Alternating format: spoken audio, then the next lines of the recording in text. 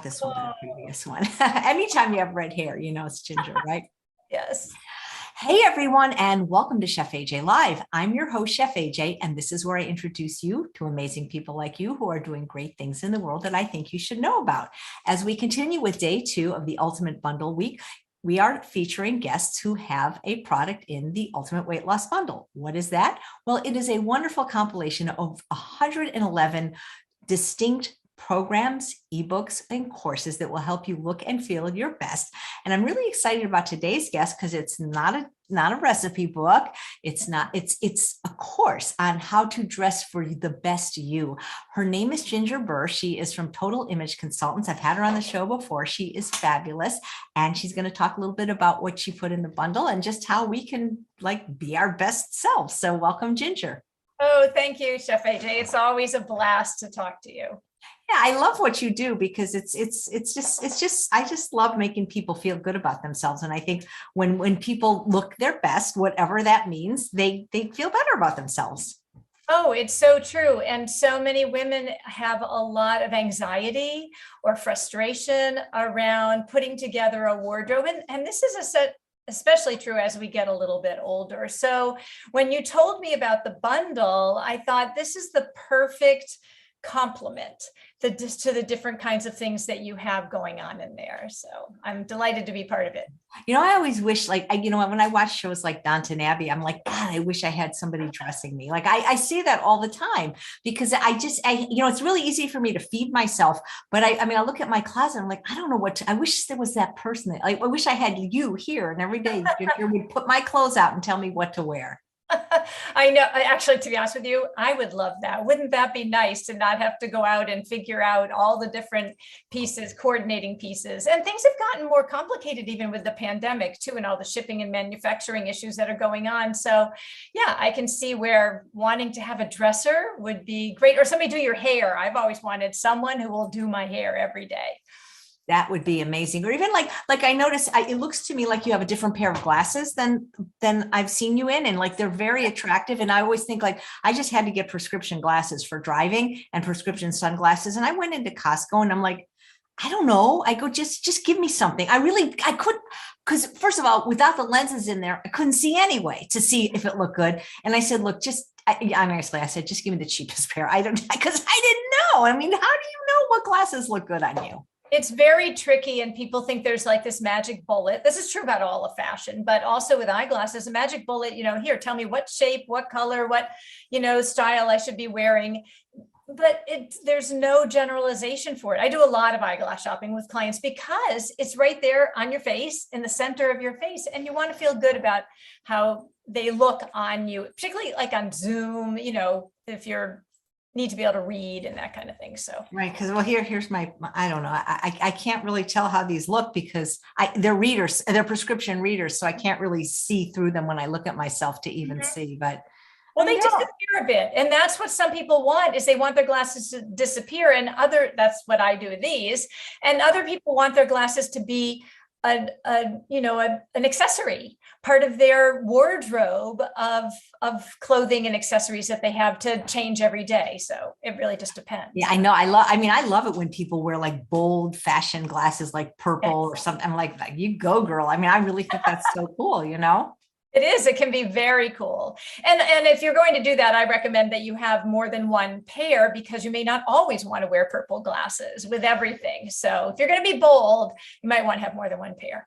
Right. Can you work with people on Zoom to help them with their fashion? Oh, I have an amazing woman who that's all she does is virtual eyeglass shopping. So I work with my clients with her because she knows all about all the things you have to, the technical part about putting choosing glasses. And so then we help them make choices. So yes, I do it virtually. It'd be so fun. So tell us about the product that you put in the bundle. So I did a product. It's a 90-minute video, and it's called Dress for You. And it has to do with honoring and celebrating your body shape. And to be honest with you, I've been in business for over 30 years, and I have avoided writing a lot of things or creating programs around body shape because it's way more complicated than you would think. And women think that it is when they know their body shape and they understand their body shape, that takes care of everything. And it doesn't really do that. And there's lots of misinformation out there, lots of conflicting information out there. And I thought, what I really want to do is hone in on what are the important aspects of body shape to help women be able to feel like they're making choices with their clothing that serves them and makes them happy. It doesn't feel like they're having to fix something or there's something wrong with their body. So I'm approaching it from a little different focus, but it is all about body shape, which I thought went well with people thinking about losing weight or, eating healthy or all of those different kinds of things that, fitness, all the things that are going, the other options that are in the bundle. That is great. Have you had a chance to look at the bundle at all? And have you noticed any other offerings that intrigued you? I have. I mean, I haven't had one, and welcome to Chef AJ. Sorry about that. That happens. That sometimes happens, It just starts up. I haven't studied all of them, but I, of course, downloaded yours right away. And today I made one of the recipes from your bundle. It was a quick one, really quick one, but really great. It was the Kathy Hester's the vegan pepperoni. Her spice mix. Her spice mix class is fabulous. She is she's like a magician when it comes to putting blends together because I love what she does. Yeah, that's a wonderful offering in the bundle. There's 111 different ones, so there's something for everybody. Well, I thought there's another one about making plant-based ice creams. And so I've downloaded. I haven't tried any of them yet, but I'm like, that sounds really yeah, that's Nate Maris's book. It's a really, really good book. And it's the photography is incredible. Yes. There are some awesome ones. There also are, interesting ones about fitness that I think would align well with what I'm doing. And also some about how to deal with inflammation in the body. These are all some that I need time to go back and study them, but I've downloaded them just so that I know that I have them because I know it's important to do that before March 2nd. So. Right. And definitely download it. And the thing is a lot of people that do bundles offer it twice a year. We're going to do it once a year because there's enough information to last us till next year. I would say, yes, people have lots to keep them busy. Yeah. So you talked about their styling tools. What does that mean? Like a flat iron? What are you talking about when you talk about styling tools? So styling tools, there's no one answer to how to put together a wardrobe so you feel great, so you feel empowered, so you can get dressed easily every day. And I think of these as tools that you have in your fashion toolbox or wardrobe toolbox, if you will. One of them is understanding your body and the shape of your body and how to highlight different parts of your body. And if you want to detract or from some parts of your body, learning how to do that, but also things like color, knowing what, and you and we talked about this previously, but knowing what colors look great on you can really help you feel lively and dynamic or serene or whatever it is that you want to feel by choosing certain colors. Understanding how to fit clothes to your body, no matter what your body shape is, understanding how clothes should fit, because just because you buy them the way a designer has made them doesn't mean that's the way you need to wear them, because their fit model very likely has a totally different body from yours or mine or anyone else out there shopping. And also the other tool that I use a lot is, who are you? Because I think it's really important to choose a wardrobe that reflects who you are. And because not everybody wants to wear purple glasses, for instance, but there are some people for whom that is exactly what they need. And so understanding who you are and then using things like body shape, color, fit of clothes, all of those things work together. It's like having all the ingredients like you have. If you're missing one of them, if you're trying to make, one of your tarts or pies or desserts, and you're missing an ingredient, it's not going to look the same or taste the same when you finish. And it's the same thing with your wardrobe. Are there any really rules? Like I remember it's been over 3 years since I lived in LA, but I used to take these weekly makeup classes at Sephora, and they would teach us technique, but then they would say, hey, even though this is your palette, if you really like this orange lipstick, you should wear it. Like, is it the same with clothes, or are there just certain things we shouldn't do, like competing patterns, like, polka, you know what I'm trying to say is, are there some rules that we all should follow? Yes. Well, okay. So here's what I believe around all of that is know the rules first.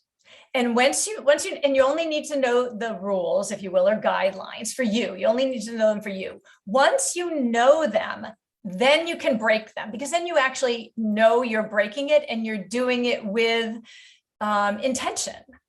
So that, yes, if orange is, and I've had women who come to me and say, I love orange, and, or I'm somebody who, I love red. I bought a red car because I really look quite dreadful in red. But if you love orange lipstick and it makes you really happy, and it's not in your color palette, but it makes you feel amazing, then wear it. Absolutely. But there is one tool in particular. A lot of fashion has a certain degree of subjectivity to it and personal preference to it. And that's perfect, particularly once you know the rules. But there is one tool that I use a lot with my clients that is exacting, and it's called the Fashion Fit Formula. And what that does is it tells people how to choose clothing to balance their body vertically. So what lengths should tops be, or skirts, or capris, or 3/4 length sleeves, or any of those kinds of things? What lengths should they be to balance your body vertically? And then again, once you know those things, you can still break those rules and say, I don't care. This is not the length of the skirt I'm supposed to wear, but I like it anyway, and I'm going to wear it. So again, doing it with knowledge and intention, that's really what, and making your heart sing. So you're really happy to get dressed. Well, what's kind of cool though is colors come in so many shades that even if orange maybe not be your best color, there might be a shade of orange that is. Yes, you might be able to do apricot, or maybe you could do a burnt orange, or russet, or rust, that kind of thing. So yes, you may be able to do it in a print. Maybe you can't do a whole outfit in orange, but you can have a print that has certain amounts of orange in it to, feed your soul and make you feel happy. That's so cool. I love I think it's just so fun what you do. Do you mostly work people one-on-one, or do you ever teach like group type of classes? Oh, I do. Particularly since the pandemic, I teach a lot of classes. That's the main way that I work. I do one-on-ones as well, but I do a lot. I have a 6-week class that really gets into all of the guidelines and rules, if you will, so that women really have that information and then they can jump off from there. But yeah, I love teaching classes. It's a total blast. Wow. Are there any must-haves, Ginger? Like, I mean, you hear like every woman has to have a little black dress. Like, is that true? So there are a lot of those out there. And if you do a search on them, you will find a million of them. And they don't all say the same thing, but there are certain things that people say everybody should have, like a white blouse or a little black dress. And I am not a believer in those things. I don't own either of those things. I don't have a little black dress, and I do not have a white blouse. And I think a lot of it can depend on your personality. It can depend on where you live. I mean, some people say you should have a pair of black knee-high boots. Well, maybe not. What if you live in a warmer climate and you don't ever wear boots? The one thing I do think that we all can benefit from, and that is a really well-fitting bra. So, that really allows the clothing to hang well on you. But in terms of, having a trench coat or a black dress or those types of things that you hear in a lot of those, no, I think we each should make up our own top 10 list. Well, that's very cool. How do people know what to do with their hair? Like, I'm trying to grow mine out now, and it's so hard, that period where it's not short, it's not long. How do you withstand that? And do you ever go by face shapes? Because, you talk about body shapes, but our face shapes are pretty much our face shapes. Right. And face shapes do figure a lot into hairstyles. Now, I'm very clear with people, I am not a hairstylist, because also what figures into your hairstyle is what's the texture of your hair, and how much, maintenance are you willing to do? Because not everybody is willing to blow it dry or flat iron it or any of those kinds of things. And I have to say that I think your hair looks amazing. I love the spikiness of your hair. I don't know how long you're planning to grow it, but I think it looks fabulous. And you're right, growing it out can be one of the most annoying things. And in the pandemic, I've actually had, while this doesn't necessarily have to do with hairstyle, I've had a lot of women come to me who have let their hair go natural, go gray or white or whatever their hair is now. And it takes so long for it to grow out that they can find it frustrating. But the key to all of that is having a really good hairstylist. I mean, a really good one, not one who just does what you tell them or does the same thing you've always had, but someone who understands your face shape, your hair texture, all of those kinds of things, so that you really can have choices and know exactly what your hair can and can't do. Yeah, fantastic. Let's see if there's any questions in. Keep my neckline trim short until the layers grow out. Okay, that's very. People are saying they're white shirts. Yeah, I don't think I have a white shirt. I mean, because and is that true about no white after Labor Day? No, you can wear white anytime these days. So what might change is the fabric. I mean, for those of us, at least in New England, we're not going to wear a white linen anything in November or December or January, or like most of the year. But so the fabric might change, but if you look great in white and you love white, it's available all year round these days. You know, I never understood why they made chef coats, at least originally, white, because that never made sense to me. If anything, they should be black. Yeah, I agree with you. I mean, I guess maybe it's because they want people to see that, you know, you're keeping everything really clean and neat, and, you know, they can feel confident that you're keeping a clean kitchen. I don't know. It is kind of an odd thing. Yeah, let's see. You guys have any questions for Ginger? I'm scrolling through the chat. Da, da, da. Yeah, and it's funny because we both showed up in animal prints. I know. And we didn't talk to each other, but a lot of people, you know, it's funny because I had this lady that used to live in my apartment building, and literally it wasn't like that she had a uniform, because, you know, sometimes people have jobs where they have uniforms, but she like literally only wore one color, beige. Like that was it. Really? Like ever. And I'm like, that, I was just kind of interesting. Maybe that was what made her feel good, but it just, you know, because I love color. I wear these crazy leggings that are so bold. And I'm wondering, like, is there an age limit to how, like, at a certain, like, when I'm 70, should I maybe not be wearing those anymore?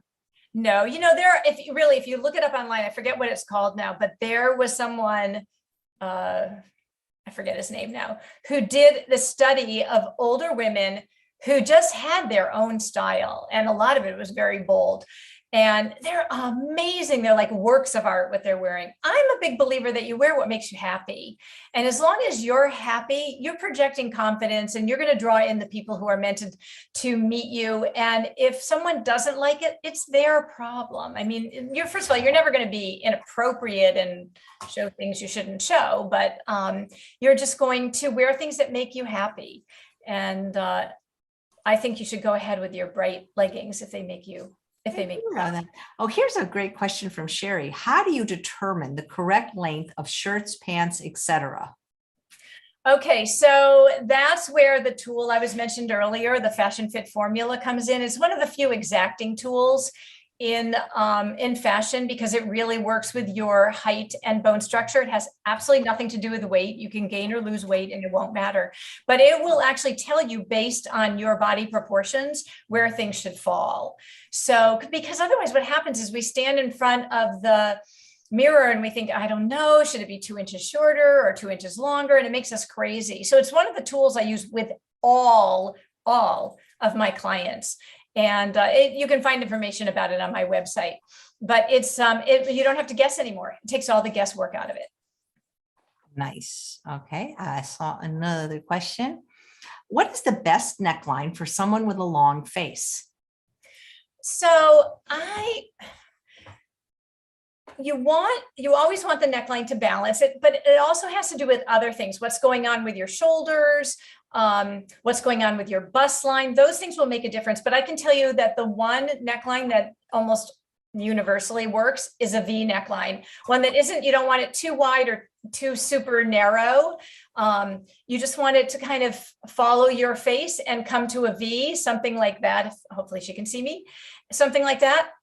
It looks good on pretty much everybody. Nice. Okay. I saw. Oh, what do you think about bell bottoms? Are they going to come back? Bell bottoms are back, only they're not called bell bottoms anymore. They always rename these things. They're now called flares. And they're back. I love them. My favorite pair of jeans is flared. I think they look the best on us when we wear them very long. So they're only like maybe an inch off the ground. Although they're showing them worn a lot shorter, but that can make your legs look way shorter. So you have to decide if that's something that feels good to you. Otherwise, bell bottoms, flares, or a wider boot cut, any of those, whatever you want to call them, they're very much in right now, and can be incredibly flattering. Great, thanks. Here's a question. Do you use the Kibbe system? I don't know what that is, from Mandy, Kibbe. I don't know what it is either, so I guess I don't use it. Okay, Mandy, if you have more. Yeah, I'm curious. I would love to know what it's related to. Mandy, if you can give us like a link or more information, we can ask a follow-up question. Karen says, what should a pear-shaped person wear?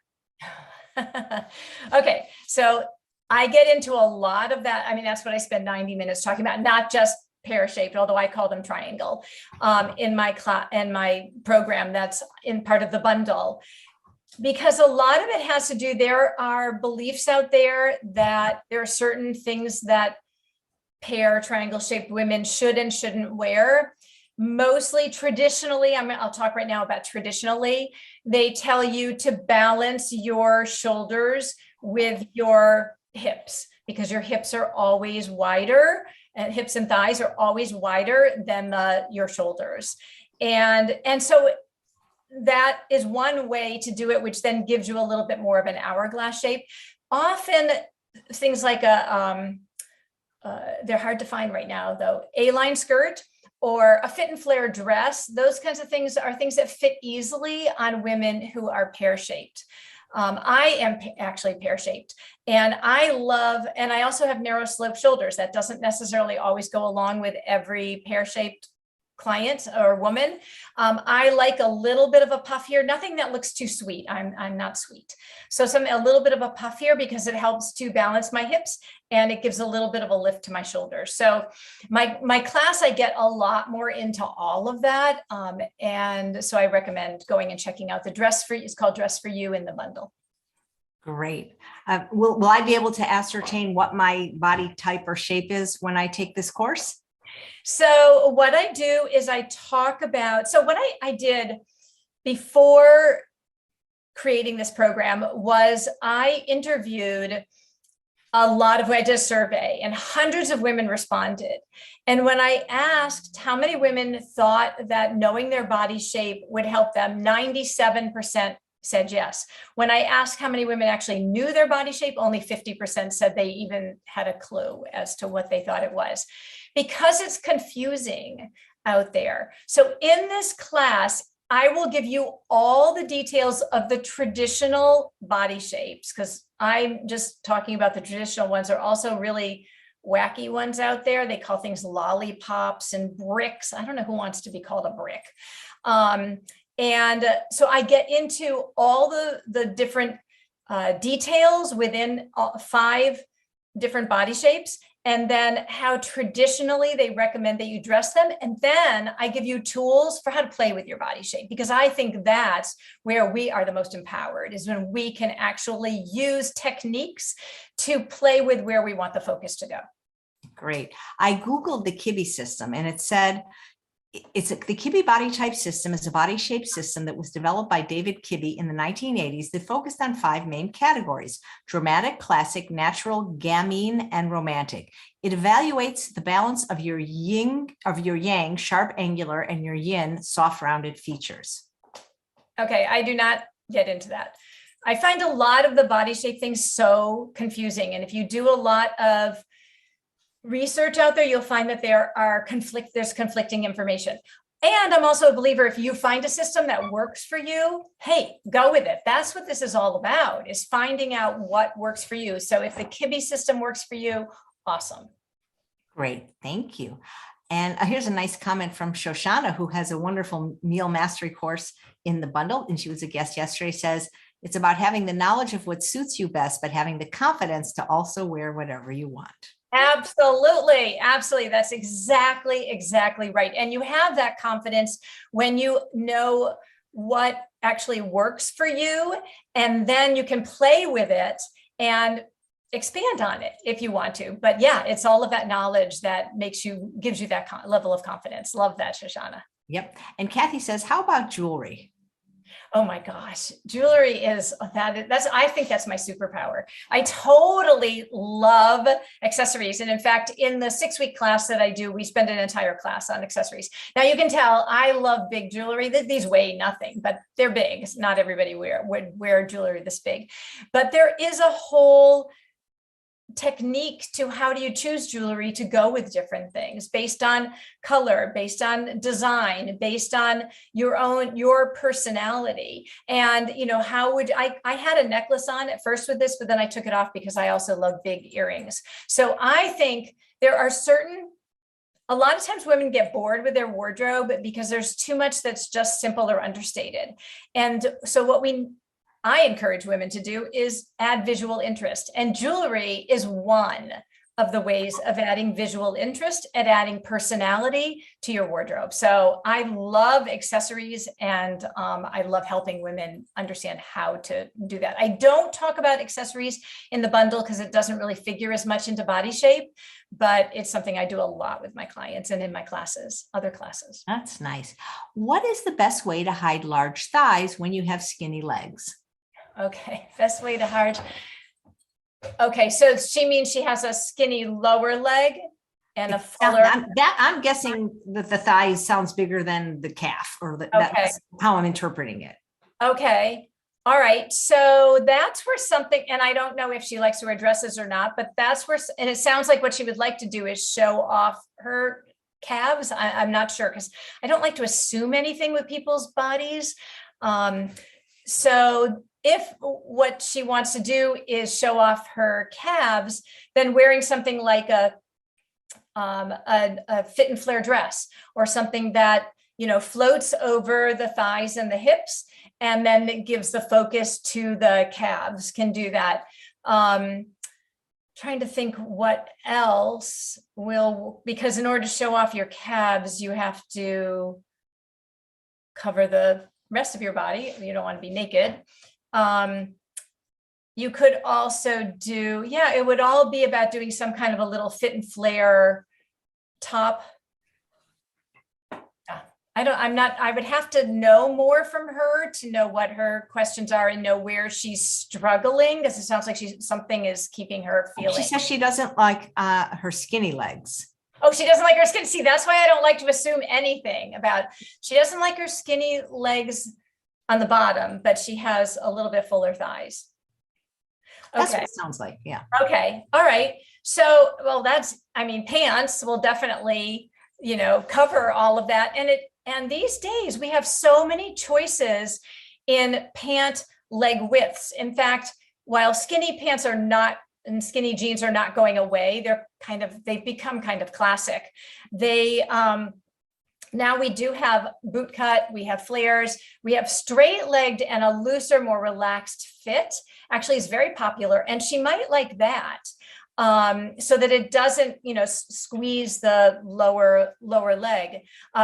Trousers, the more pajama-y kind of pants are very in as well. So really, she could have a blast with different types of pants that will cover her lower legs if she doesn't want to show them. That is great. Do you work only with women, or do you work with women and men?